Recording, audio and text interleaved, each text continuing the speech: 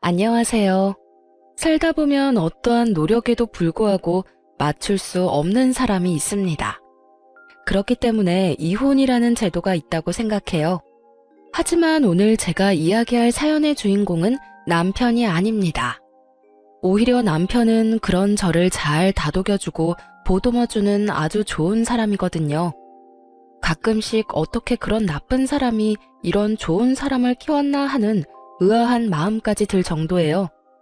저와 잘 맞지 않는 사람은 바로 시모거든요. 시댁은 아들이 셋이나 되는 아들 부잣집이에요. 남편은 그 중에 막내였고 위로 두 아주버님들은 여태 결혼을 하지 못하고 계셨어요. 그래서 그런지 시아버지는 첫 며느리인 저를 아주 특별하게 생각해 주셨어요. 결혼식 날에도 시아버지의 그런 마음을 그대로 느낄 수 있었거든요. 며느라가, 너는 참 특별한 며느리다. 우리 막내가 너처럼 야무지고 착한 사람을 데려와서 너무 감사하고 고마운 일이야. 가족이라는 건 만들어가는 거다. 네가 외부에서 온 사람이라 하더라도 가족이 되려는 노력만 있다면 진짜 가족이 되는 거야. 나는 내 식구를 각별히 여길 수밖에 없어. 내 부모님들은 모두 타계하셨고 그 많던 형과 여동생도 뭐가 그리 급한지 벌써 다들 죽고 없지. 그러니까 너는 오래오래 우리 아들 곁에 있어다오. 가족을 모두 일찍 잃으신 참 딱한 분이셨습니다. 그래서 가정을 매우 소중히 생각하셨어요. 그런 시아버지의 모습은 남편과 참 닮아 있었죠. 네, 아버님, 저도 건강하게 그 사람 곁에서 오래오래 있을게요. 아버님도 오래오래 함께 해주세요. 그렇게 대화를 나누며 화기애애한 모습을 보인 것과 달리 시모와의 관계는 처음부터 그리 좋지 않았습니다. 그리고 결혼할 때에도 시모는 저를 쳐다보지도 않았어요. 솔직히 가장 최악이었던 건 신혼여행 후 돌아왔을 때 시모가 한 말 때문이었어요. 딴 주머니 찰 생각 말고 내조나 잘해라. 그 말은 강한 경고로 들렸습니다. 마치 제가 남편 재산을 탐내는 여자처럼 보였죠. 하지만 남편은 버는 거에 비해서 돈을 많이 모아둔 사람이 아니었어요. 저와 남편은 같은 회사에서 만나 30대 후반의 늦은 나이에 결혼을 하게 됐거든요. 솔직히 그 나이쯤에는 어느 정도 재산이 모여있기 마련인데 남편에게는 돈이 정말 많지 않았어요. 남편이 낭비가 심하다거나 주식 같은 걸 하는 사람도 아니었고요. 저희 집도 공동 명의로 반반씩 해왔고 혼수는 제가 다 넣었을 정도로 남편의 수중에는 그리 큰 돈은 없었습니다. 그런 제게 이런 말을 하니 황당할 법도 하죠. 걱정 마세요, 어머님. 제가 내조 잘할게요. 그렇게 말하고 나왔지만 기분이 나쁜 건 어쩔 수 없었습니다. 그렇지만 그 시무만 빼면 남편과의 결혼 생활은 즐겁고 좋았어요. 저는 친정의 가족이 남동생 한 명뿐이라 가정을 이룬다는 것에 큰 의미를 가지고 있었거든요. 그래서 시모가 제게 나쁘게 굴더라도 남편만 보자는 생각으로 결혼을 하게 된 거였죠. 남편과의 행복한 결혼 생활 2년 만에 저희는 임신을 하게 됐습니다. 첫 아이는 첫 손주이기도 해서 남편과 시아버지의 기대는 나날이 높아져 갔습니다. 그리고 걱정도 커져만 갔죠. 불면 날아갈까, 떼어놓으면 깨질까. 정말 두 사람의 걱정을 한 몸에 받고 있으니 부담스럽기도 했지만 너무 기뻤어요. 나와 아이를 이렇게 사랑해주는구나 하고. 그런데 시모는 달랐습니다. 명백히 제게 이상한 아기를 가지고 있다는 건 임신 중에 맞이했던 제사에서 확실히 느끼게 됐어요. 그날은 임신 이후 처음으로 맞이하는 제사였어요. 그 전에 2번 정도 제사를 지내본 적 있었는데 혼자서 하기엔 양이 많았지만 시모와 둘이서 일하면 그렇게 힘들지는 않았어요. 이번에도 시모와 둘이서 하면 되겠지 하는 생각으로 왔는데 웬걸? 시모가 저에게만 모두 시키는 거예요. 요리도 기존에는 밑준비를 해주셨지만 이번에는 밑준비조차 안 되어 있었어요. 결국 시모는 저를 감독하기만 하고 저 혼자 모든 일을 해야만 했습니다. 남편이나 시아버지가 보이는 상황이었다면 도움이라도 요청할 수 있었는데 시댁 집 구조가 부엌이 거실에서 안 보이는 곳에 있어서 얼굴도 한번 볼 수 없었어요.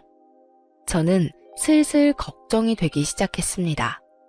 임신 20주의 산부인과에서 자궁 경부 길이를 측정했는데 2.7cm로 아슬아슬하게 위험하다는 진단을 의사로부터 받았거든요. 몸은 점점 무거워지고 저는 너무 무서워지기 시작했습니다. 그래도 제사가 끝날 때까지는 기다렸어요. 시모는 결국 설거지까지 모두 저한테 맡겼어요. 웃긴 건 남편이 부엌에 들어오려고 할 때마다 시모가 막아서며 잘하고 있으니 걱정 말라고 돌려보낸 거였어요. 하소연할 곳까지 막아버리니 입이 턱 막히더군요. 결국 저 혼자 설거지를 다 하고 시모에게 말했습니다. 어머님, 몸이 좀 안 좋아서 그러는데 설거지 끝냈으니까 잠시 방에서 쉬어도 될까요? 혹시라도 기분 나빠할까봐 공손하게 말했는데 돌아온 건 냉랭한 말뿐이었습니다. 네가 뭘 했다고 쉬어? 넌 어떻게 며느리가 돼서 시어머니보다 먼저 쉴 생각을 해? 너 임신했다고 대우받을 생각하지 마. 오늘 혼자 일했다고 나한테 뭐라고 하고 싶은 것 같은데 오늘부터 계속 너 혼자 일할 거야. 네, 그래도 오늘 일은 다 끝났으니까 쉬어도 되는 건 맞죠? 저도 말이 곱게 나오지는 않았습니다. 앞으로 혼자 하라는 그 이야기에도 한마디 하려고 했지만 몸이 힘드니 그냥 쉬고 싶은 마음뿐이었거든요. 일이 어디가 다 끝났니? 오늘 네가 해야 할 일 하나 더 있어. 냉장고 정리 좀 해야 하는데 해놓거라. 나이가 들어 힘이 없으니 일을 못하겠구나. 네가 더 어리고 쌩쌩하니 네가 해. 깨끗하게 못하면 깨끗해질 때까지 시킬 테니까 한 번 할 때 열심히 해. 알았어?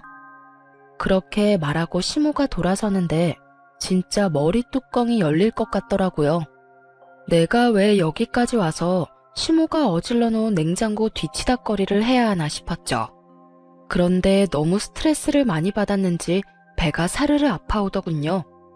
덜컥 걱정이 됐습니다. 저는 부엌에서 배를 부여잡은 채 남편을 불렀어요. 여보, 이리 좀... 무슨 일이야? 나 배가 너무 아파. 너무 무리했나 봐. 병원에서 자궁경부 길이가 짧아져서 조심하라고 했는데. 너 꾀병이지? 내가 일 좀 시켰다고 이러는 건 아니지. 어서 일어나지 못해? 시모의 말은 귀에 들어오지도 않았습니다. 아이가 잘못될까봐 그것만 걱정됐어요. 많이 안 좋아? 병원 가자. 내가 부축할게. 걸을 수 있겠어? 결국 시댁은 한바탕 뒤집어졌습니다. 남편은 저를 데리고 곧장 차에 실어 병원으로 향했어요. 저희 집과 시댁은 10분 거리였고 집과 산부인과 거리도 15분 정도라 금방 도착할 수 있었어요. 그런데 의사 선생님 표정이 좋지 않더군요. 유산 기운이 있으니 당분간은 누워 지내라고 말씀하셨어요. 그리고 입원해서 상태를 봐야 하고 퇴원해도 괜찮을 때까지는 좀 있어봐야 한다고 했어요. 그 이야기를 듣고 있던 남편이 저와 아이가 걱정이 됐는지 얼굴을 찌푸리며 제게 말을 했습니다. 이렇게 될 때까지 일만 하는 바보가 어디 있어. 아이 생각해서 조금이라도 쉴 생각을 해야지. 나도 쉬고 싶었어. 그런데 쉴 수가 없었단 말이야. 어머니는? 어머니도 같이 일하셨잖아. 어머니한테 말했으면 쉬게 해주셨을 텐데. 어머님은 오늘 손가락 하나 까딱 안 하시고 나한테 다 시키기만 하셨다고. 내가 쉬고 싶다는 말 안 한 줄 알아? 제사 준비도 요리도 설거지도 다 혼자 해서 설거지 끝나고 쉬고 싶다고 이야기했는데 어머님이 네가 뭘 쉴 게 있냐고 쉬지 말라고 하시잖아. 할 일이 아직 남았다면서 시댁 냉장고 청소까지 시키던데. 제 말에 남편 눈이 커지더니 당황스러운 표정으로 말했어요. 어머니가? 왜? 일단 알았어. 내가 어머니한테 잘 말해둘게. 미안해, 신경 못 써서. 난 당신이 힘들면 나와서 쉴 거라고 생각했지. 계속 그 안에서 일하고 있을 거라고 생각도 못했어. 그러고 보니 어머니도 이상하긴 했지. 부엌에 못 들어오게 하시더라고. 대체 왜 그러신 거지? 그러니까 이상하지. 왜 나한테 이러시는지 모르겠어. 임신은 모르시는 것도 아니고. 저번 제사까지는 같이 제사 준비하고 설거지도 했는데 오늘은 아예 나한테 다 맡겨서 엄청 당황했다고. 제가 쉬고 싶어도 쉬지 못했다는 걸 알게 된 남편이 저를 안아주며 토닥거려줬어요. 어쨌든 내가 너무 미안해. 당신 힘든 줄도 모르고. 밖에서 아버지랑 이야기한다고 당신을 못 챙겼어. 다음부터는 내가 당신 챙길 테니까 걱정하지 마. 그리고 어머니한테도 확실하게 이야기해둘게. 다음부터 그런 일 있으면 나한테 전화해. 같은 집에 있어도 전화는 할 수 있잖아. 그러면 내가 확실하게 막아줄게. 남편의 다정한 말에 저는 배시시 웃으며 답했어요. 이 순간만큼은 시모의 나쁜 악담과 행동도 모두 잊을 수 있었어요. 알았어. 고마워, 여보. 고맙긴. 내가 오히려 미안하지. 당신 이렇게 될 때까지 몰라줘서. 힘들면 연차 쓰고 당분간 좀 쉬어. 우리 귀여운 딸랑구도 안정될 시간이 필요하다니까. 그렇게 남편은 저 대신 시모에게 이 상황에 대해 확실하게 말해주기로 했어요. 저는 남편만 믿고 뱃속의 아이에게 집중할 수 있었죠.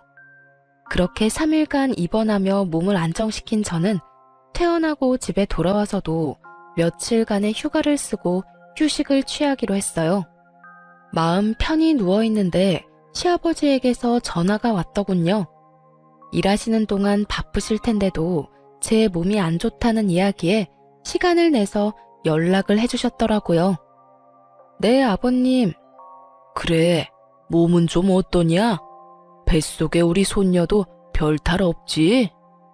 네, 잘 크고 있어요. 몸도 많이 좋아졌고요. 그렇게 대화를 두런두런 나누는데 현관 도어락 열리는 소리가 들렸어요. 남편인가 싶었지만 시간이 너무 이른 시간이라 남편은 아닌데 싶어 시아버지와 대화를 나누며 현관 쪽으로 향했어요. 그리고 현관에 나타난 사람을 보고 깜짝 놀라고야 말았죠. 바로 시모가 제 눈앞에 서 있더군요. 야, 너 싸가지 없는 년이 네 남편한테 뭐라고 짓거렸어?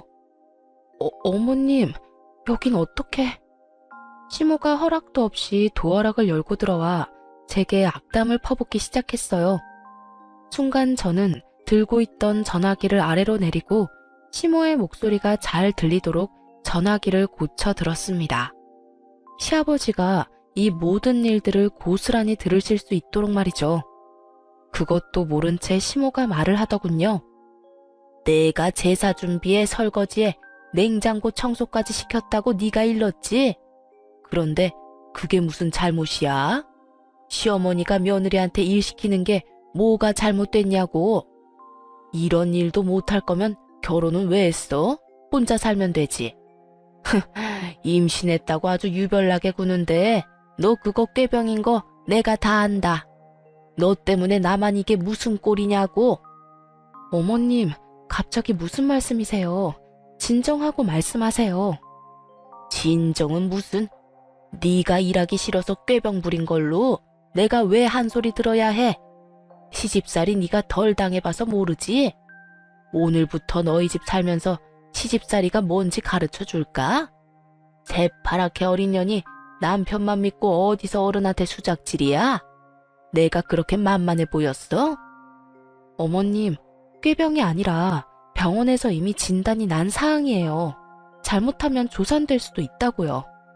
지금 이렇게 서서 어머님한테 추궁받고 있는 이 상황도 저한테는 그렇게 좋은 상황이 아니에요. 다시 스트레스 받으면 또 병원에 가야 할 수도 있다고요. 오호라, 이번에도 네 서방한테 내 잘못이라고 일러 바치려고?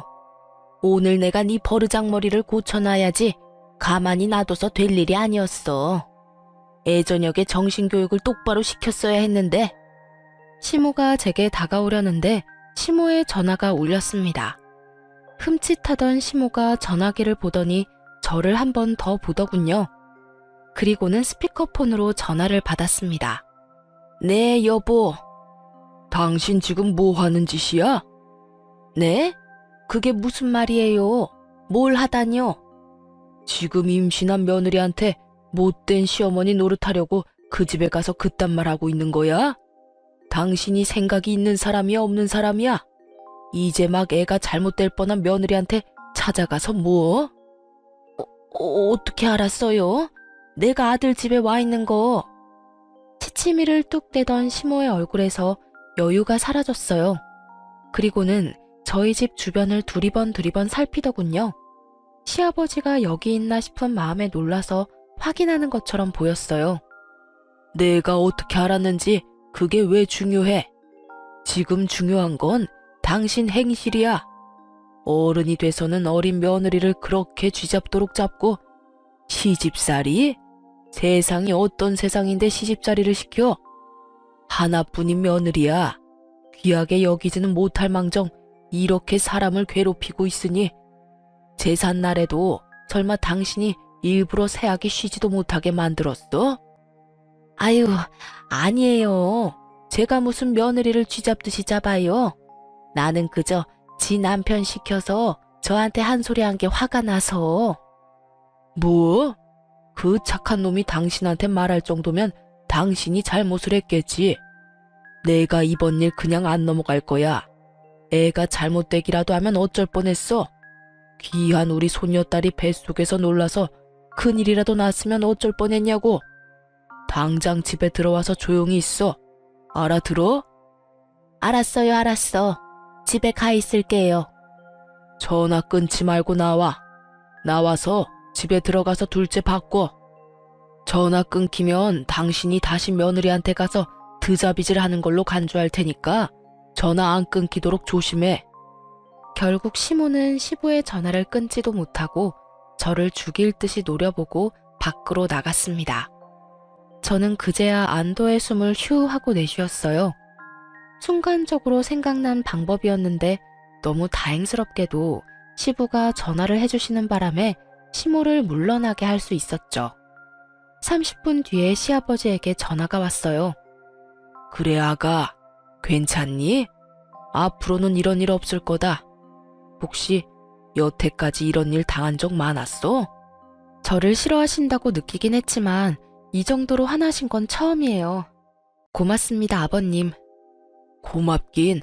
다음에도 이런 일 있으면 곧장 나한테 연락하거라. 여편 내가 이상해졌어. 여태 그런 적이 없던 사람인데 이상하네. 시아버지도 이상하게 생각할 만큼 시모의 행동은 비상식적인 것이었어요. 그래도 사건은 일단락됐고 시모는 더 이상 저희 집에 오지 않았어요. 그 뒤에 시아버지에게 한 소리 크게 들었나 봐요. 그렇게 저는 37주 차에 여자아이를 낳았어요. 딸 귀한 집 딸이라 시아버지와 남편은 얼굴에 웃음꽃이 가득 피었죠. 잘했다. 예쁜 손녀 보니 기분이 좋구나.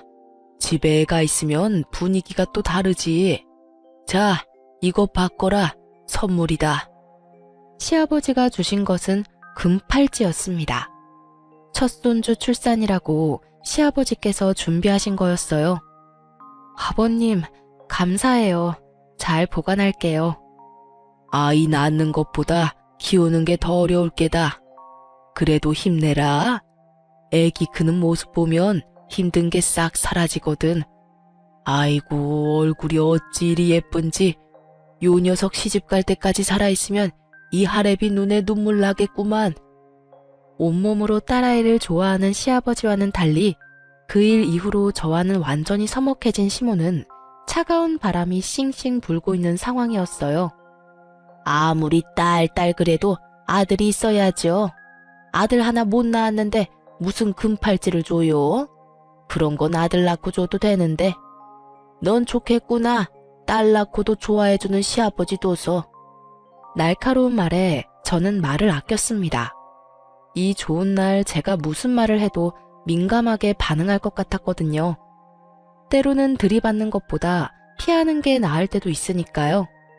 그렇게 저는 육아휴직을 쓰고 아이를 키우게 됐어요. 아이를 키우는 것은 행복한 일이었지만 출산 8개월 차가 됐을 때 걸려온 남동생의 전화 때문에 복직을 고민하게 됐어요. 바로 동생의 결혼 소식이었습니다.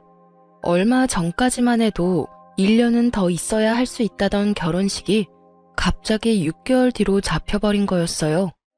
남동생 말로는 여자 쪽 집에서 날 받으러 갔는데 날짜가 그렇게 앞당겨져 나온 모양이라고 하더군요. 동생의 결혼식과 제 복귀는 밀접한 관계가 있을 수밖에 없었어요. 저와 남동생은 대학 시절 부모님이 돌아가셨는데 두 분의 유산을 남동생과 둘이서 나눠 가졌어요. 그런데 제가 먼저 결혼을 하게 됐고 신혼집을 찾아야 했는데 돈 때문에 쉽지 않았거든요. 그때 동생이 저를 도와줬어요. 부모님도 없이 시집 가는데 돈이라도 두둑이 가져가야지. 가족이라고는 나뿐인데 내가 누나를 안 챙겨주면 어떡해? 내 몫으로 받은 유산 딱 절반을 누나한테 줄게. 나는 아직 어리니까 살면서 돈 더 벌면 되고 힘들 때는 누나가 도와주면 되잖아. 그치? 안 받겠다는 걸 동생이 억지로 쥐어준 돈이 있었어요. 그때 제가 울면서 그랬죠. 고마워. 너 결혼할 때는 꼭 내가 도와줄게. 그리고 네가 준 것만큼 꼭 나중에 돌려줄게. 집 살 때 그렇게 다짐을 했었어요. 남동생 덕에 괜찮은 집을 사서 들어갈 수 있었으니까요. 처음에는 금액에 맞게 전세로 들어가려고 생각도 했는데 당시에 깡통 전세나 전세 사기 뉴스가 많아서 고민하다가 집을 사서 들어갔거든요.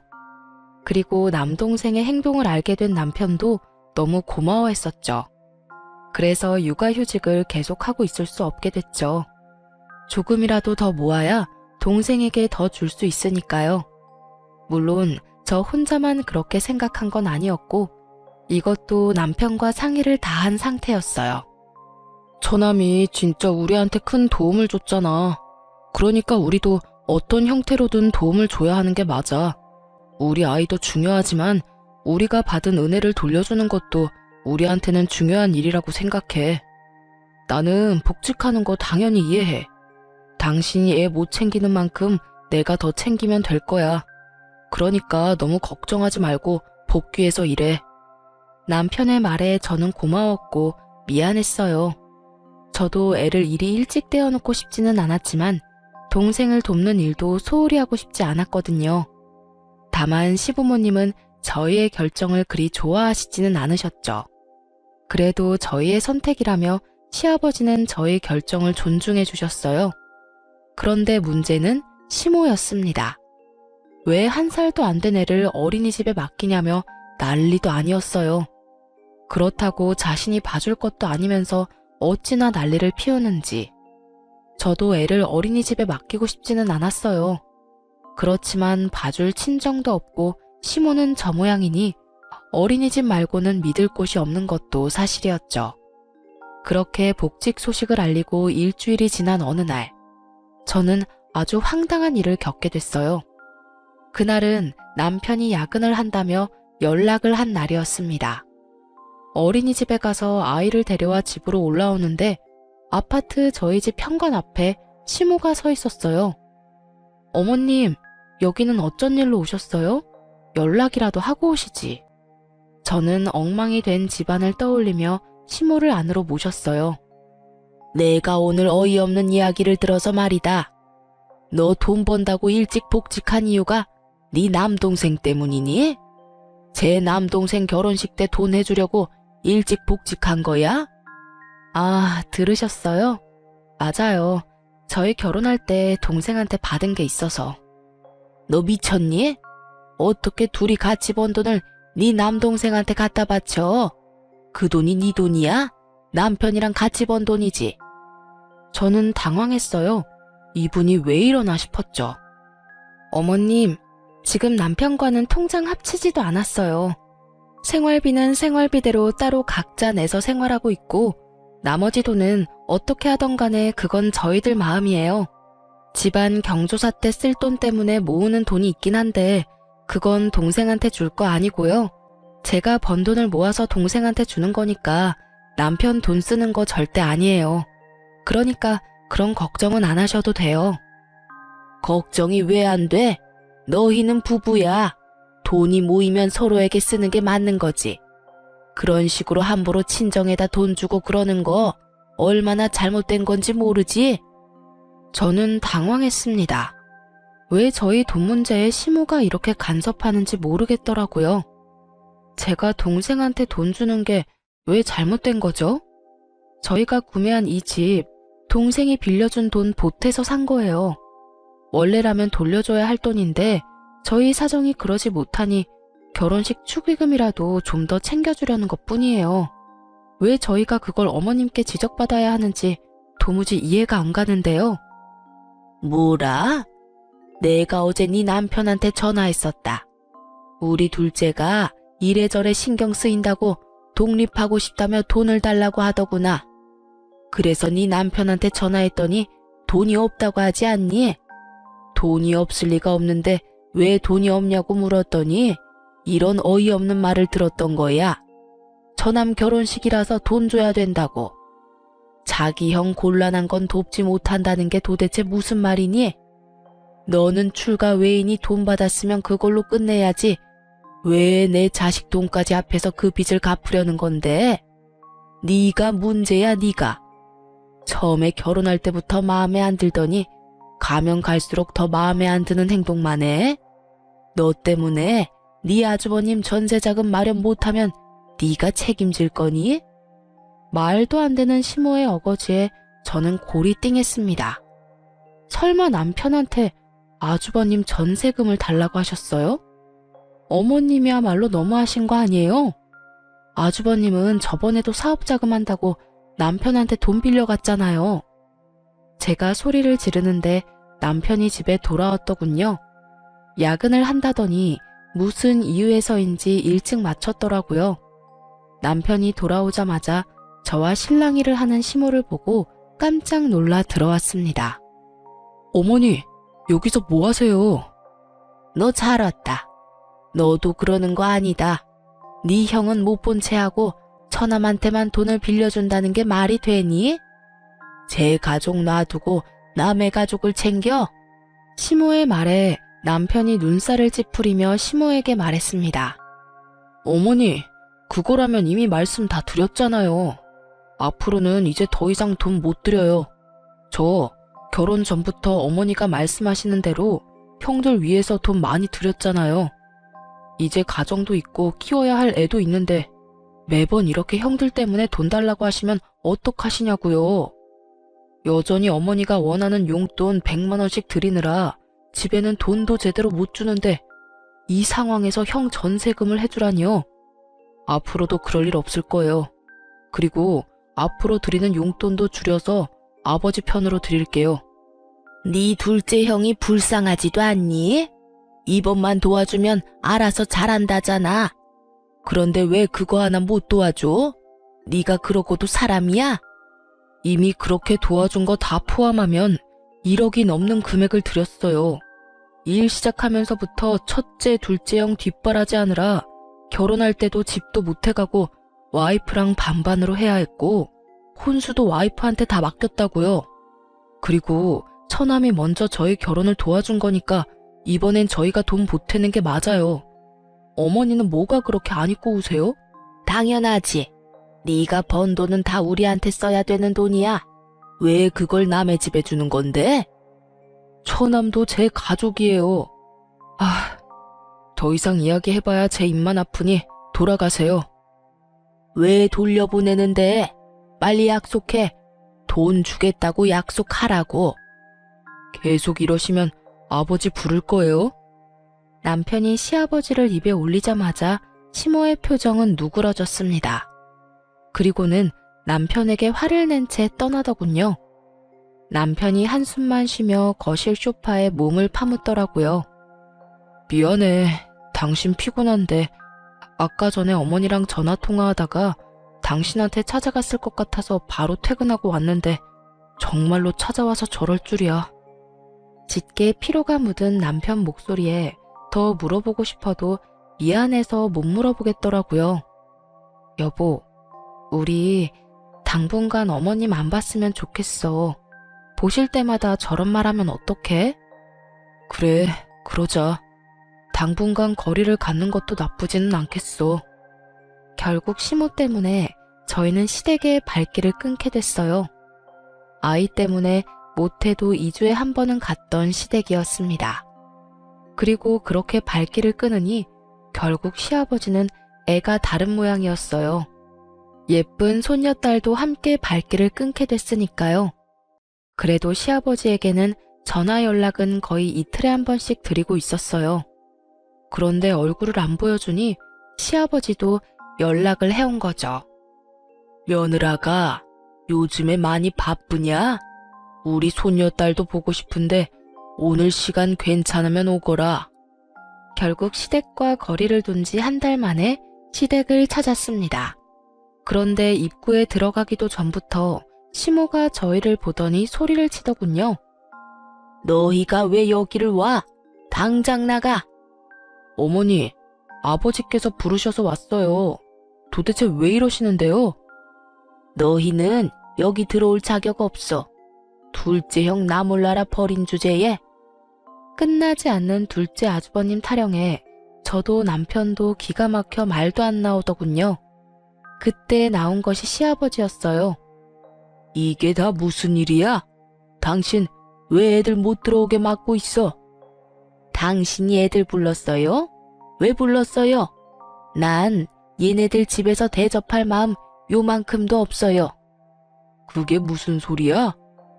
아버님, 제가 설명할게요. 어머님이 한 달 전쯤에 저희 집에 오셔서 저한테 화내신 적 있어요. 그 말에 시아버지 눈썹이 실룩거리더군요. 저는 괜히 서러워서 눈물이 나서 결국 울면서 시아버지에게 말했어요. 제 동생이 저 결혼할 때 많이 도와줬어요. 자기 몫으로 받은 유산도 반이나 떼어서 줬거든요. 그 덕분에 저희 지금 신혼집 매매로 들어올 수 있었고 이번에 동생 결혼식이 있어서 그때 받은 것만큼 다 돌려주지는 못해도 돈 좀 모아서 결혼할 때 축의금으로 좀 많이 주고 싶어서 제가 복직도 일찍 하고 일을 한 거거든요. 그런데 어머님이 왜 그 돈으로 동생 도와주냐고. 둘째 아주버님 전세자금으로 줘야 할 돈인데 왜 마음대로 쓰냐며 저한테. 그게 사실이냐? 당신이 말해봐. 당신이 진짜로 며느리한테 친정 도와주는 거 하지 말라고 말했어? 예, 제가 그랬어요. 그게 뭐 잘못됐어요? 결혼해서 집 나왔으면 출가 외인이에요. 게다가 변변한 친정도 없으면서 번 돈을 모두 친정해 준다잖아요. 게다가 막내도 막내지. 내가 둘째 형 전세금 도와달라고 했더니 안 된다면서 매몰차게 거절하더니 여기는 무슨 낯짝으로 찾은 거야? 당신이야말로 무슨 낯짝으로 거길 찾아가? 내가 저번에도 이야기했지. 제발 어른이면 채통 좀 지키라고. 당신이 뭔데 아들 내외 집에 가서 돈 쓰는 거에 화를 내고 와? 애들이 허투루 돈 쓰는 것도 아니고 다 좋은 곳, 갚아야 할 곳에 쓰는데 당신은 뭐가 그리 고가워? 그럼 화가 나지 않나요? 당신은 왜 이렇게 얘네들 편만 들어요? 당신은 우리 둘째가 불쌍하지도 않아요? 그 나이가 되도록 제대로 된 지원도 못 받고 결국은 저렇게 혼자 남은 애가 불쌍하지도 않냐고. 그런 형 도와달라는데 끝까지 안 된다고 우기는 저놈이 우리 가족이 맞기는 하냐고요. 저리 싫으면 중이 떠나는 법이랬어요. 안 오니 속이나 편하던데 왜 와서 사람 속을 뒤집어? 어머니, 꼭 그렇게 말씀하셔야 되겠어요? 여태껏 둘째 형 사업 자금이라며 빌려달라고 한 돈이 얼마인지 아시기는 하냐고요. 저요, 그 돈 받을 생각도 안 하고 빌려줬어요. 그래도 내 가족이고 어머니 부탁이었으니까. 그런데 지금 제 꼴을 좀 보세요. 둘째 형 되지도 않는 사업에 돈 붓다가 지금은 어머니한테 매달 100만 원씩 드리고 있잖아요. 어머니야말로 저를 가족이라고 생각하시는 게 맞아요? 절 편할 때 꺼내 쓰는 돈통이라고 생각하는 건 아니냐고요. 매번 형님들 때문에 주머니 털리는 제 기분은 생각도 안 해보셨죠? 뭐? 이건 또 무슨 말이야? 왜 당신이 아들한테 돈을 100만 원씩 받아? 여보, 그게 아니, 둘째가 그때 사업한다고 설쳤을 때 돈 좀 빌려달라고 해서 대출 받아서 좀 빌려줬어요. 애가 잘 되면 갚겠다고 했는데 잘 안 되는 바람에 빚이 고스란히 남아서 막내한테 돈 좀 달라고 했죠. 솔직히 여태 이만큼 키워줬으면 그 정도는 해줘야 하는 거 아니에요? 뭐야? 지금 당신 미쳤어? 대출을 막내한테 대신 갚게 한 거야? 미치지 않고서야 이런 짓을 할 리가 없지. 설마 당신 친자식이 아니라고 이런 짓을 한 거야? 내가 뭐라고 그랬어? 나랑 가장 가까웠던 동생의 아들이라고 친자식처럼 잘 대해줘라 했더니 설마 뒤에서 그런 짓을 했다고? 남의 자식한테 내 자식 뒤치다꺼리 맡기는 게 도대체 무슨 짓이냐고? 말해봐라 막내야. 왜 네가 번 돈을 다 줬어? 그런 일 있으면 나한테 말했어야지. 그래도 키워주셨잖아요. 어떻게 모른 채 해요? 키워준 은혜라고 생각하며 드린 거예요. 얼마 전에 아내한테까지 돈 문제로 막말하시는 거 보고 더 이상 안 드리겠다고 했더니 화를 엄청 내고 돌아가셨고요. 듣고 있던 저는 이야기에 따라가기가 힘들었어요. 남편이 친자식이 아니라니. 시모에게의 남편은 자식이 아니라 시조카였던 거예요. 그러고 보니 유독 시모가 저에게 못되게 굴고 남편에게 돈을 뜯어낸 게 다시 보이기 시작했어요. 그리고 저에게 못되게 군 것도 손녀딸에게 애정이 없었던 이유도 모두 이해가 갔죠. 제가 있어서 남편 돈을 온전히 다 못 받으니까 저와의 결혼 자체를 탐탁치 않게 생각한 거예요.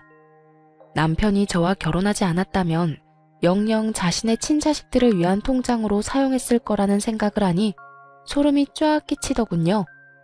착한 남편이 여태 두 형들 뒷바라지하느라 그렇게 돈이 없었구나 생각하니 남편의 주머니 사정도 이해가 갔습니다. 시부의 얼굴은 화가 나는 걸 넘어서서 곧 터질 것처럼 벌겋게 부풀었어요. 이 여편네가 정신이 나갔네 나갔어. 노망이라도 든 거야? 그래서 지금까지 막내를 그렇게 이용해 먹었다 이거냐고? 키워줬다는 이유 하나로? 키워준 은혜 갚는다는 막내한테 돈 뜯어서 당신 자식들한테 돈 갖다 바치고 다 털어먹고 생각이 있는 거냐고? 내가 저 녀석 제대로 된 인간 노릇할 때까지 돈 한 푼 주지 말라고 한 거 잊었어? 사업에 능력이 없으면 포기하고 다른 직장을 찾아야지. 나이 50이 다 돼가는 놈이 여전히 직장도 없이 집에 빌부터 살고 그것도 막내 돈으로 속 편하게? 당장 짐 싸.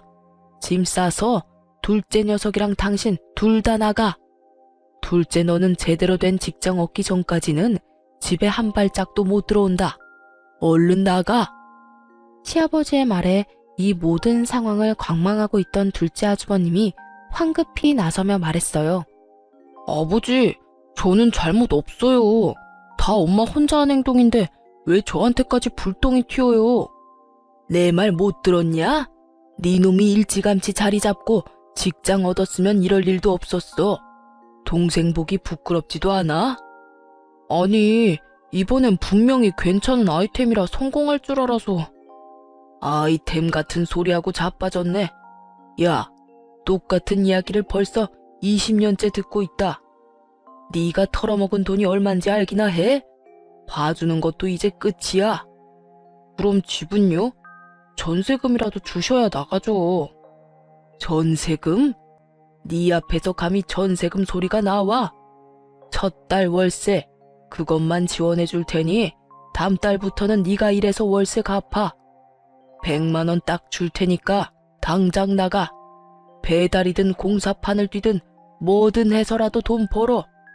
여보, 어떻게 그렇게 잔인한 말을 해요? 여태 돌봐줬으면 많이 봐줬어. 계속 끼고 돌고 당신이 막내한테 돈 뜯어다 둘째한테 바치니까 이 녀석이 아직도 정신을 못 차리는 거라고. 어디 감히 집안을 돈 나오는 봉으로 생각해? 그리고 당신도 같이 나가. 나가서 이혼 서류 받을 준비나 해. 시아버지 입에서 나온 이혼이라는 단어에 시모의 낯이 새하얗게 질렸습니다. 네? 여보, 이혼이라니. 안 돼요. 이혼만은 안 된다고요. 뭐가 안 돼? 이번 일로 당신이 우리 집안을 내 가장 소중한 동생과 시조카를 어떻게 생각하는지 잘 알았어. 동생 내외 죽고 그 아이 데려왔을 때 내가 당신한테 부탁했지. 이제 내 가족 중에 단 하나 남은 조카라고. 위로 형이 둘이나 있었지만 자식 남기고 죽은 유일한 내 핏줄이라고. 게다가 눈이 있으면 봐. 막내가 당신한테 얼마나 살뜰하게 잘했는데 친자식보다 더 친자식처럼 섬기고 받들었는데 그런 아이 마음을 이용해서 돈을 뜯어? 네가 인간이야? 귀신도 너보다는 착하겠다. 그러니까 나는 당신 용서 못해. 그리고 둘째 싸고 돌며 집안 돈 다 떨궈먹은 것도 이해 못하고. 여보. 시모는 시아버지의 바지를 붙잡고 매달렸지만 시아버지가 차갑게 뿌리쳤습니다. 예, 막내야. 네가 어떻게 해봐. 다 너 때문에 이런 일이 벌어진 거잖아. 너 때문에 나랑 네 형 집에서 쫓겨나도 되는 거냐? 또 막내한테 그만하라고 했지? 막내 잘못이 아니라 당신이랑 둘째 잘못이라고. 애먼 사람한테 책임 전가하면 할수록 내 생각이 굳어진다는 것만 명심해. 결국 시모와 둘째 아주버님은 강제로 집을 나가게 됐어요. 시아버지가 용달차를 불러 시모와 아주버님의 짐을 싹 다 실어버렸거든요. 어딜 가든 제대로 된 직장 가지면 여기 돌아올 생각하지 마라. 그리고 당신 막내한테 연락 한 번만 더 하면 내가 다리 몽둥이를 분질러 버릴 테니까 그렇게 알고 있으라고. 결국 시모는 그렇게 애지중지하던 둘째 아주버님과 시댁에서 나가게 됐습니다. 그 이후로는 저희 남편이 주는 돈도 못 받게 됐고 단칸방에서 두 분이 살게 됐다고 해요. 게다가 나간 지 얼마 안 돼서 이혼 서류까지 받았다고 하더군요. 시아버지가 그 이야기를 하며 저한테 그러셨어요. 미안하다. 내가 좀 더 신경 썼더라면 이런 일이 없었을 텐데.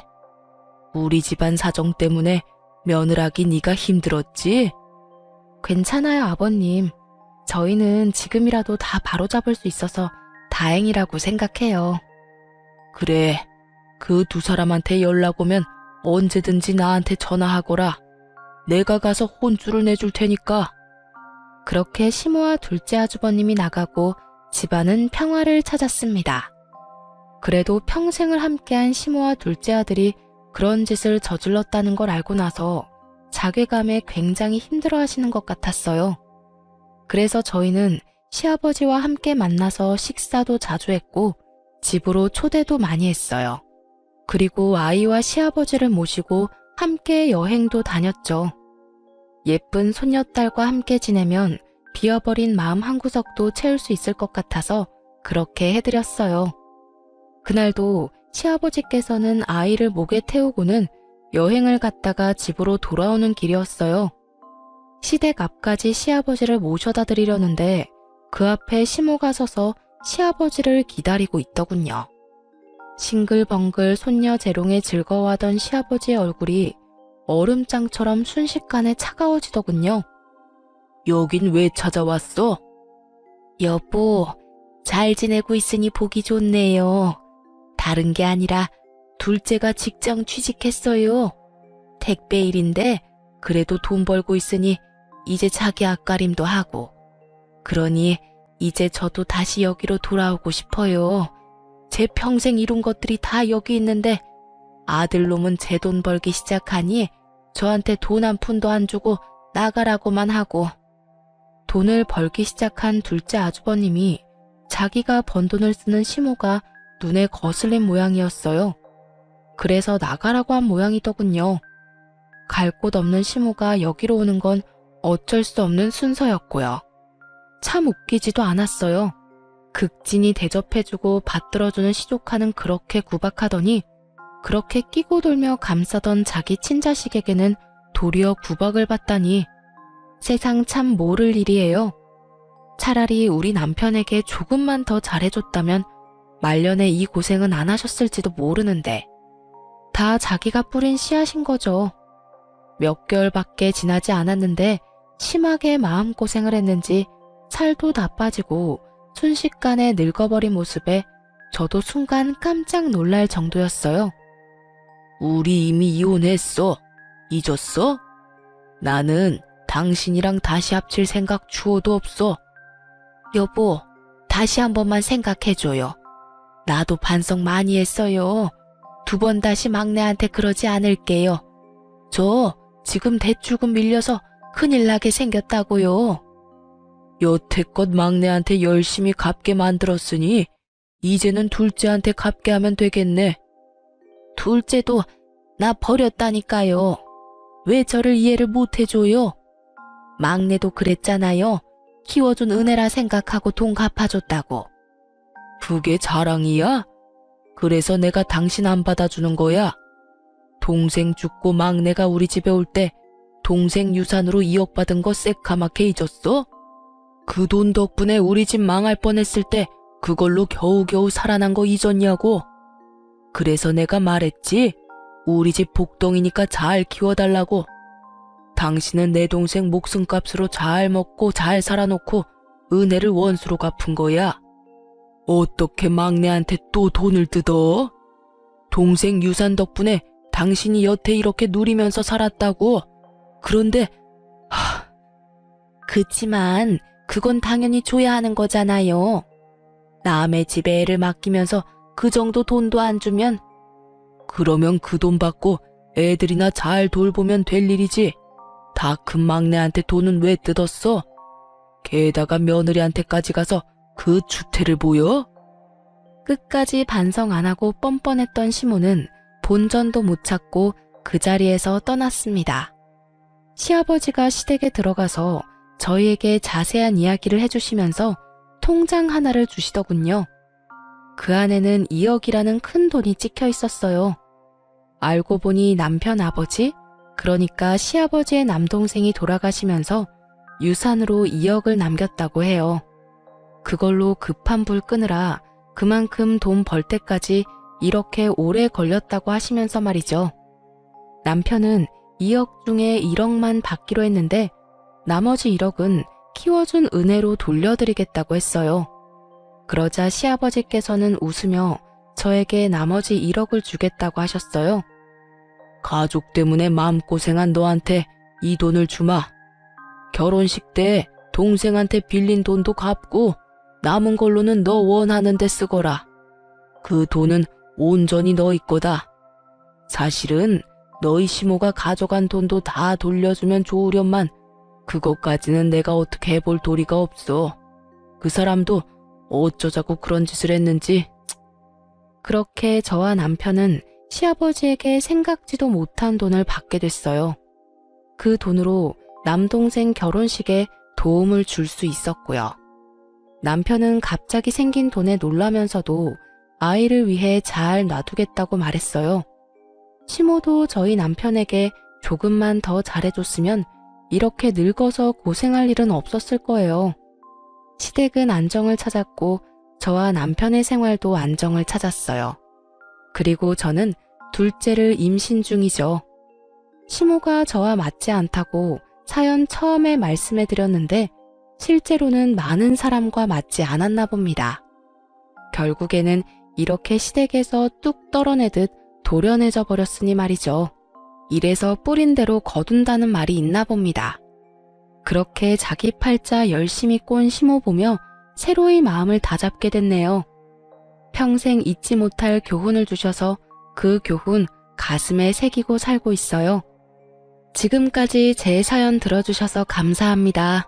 좋은 하루 되세요.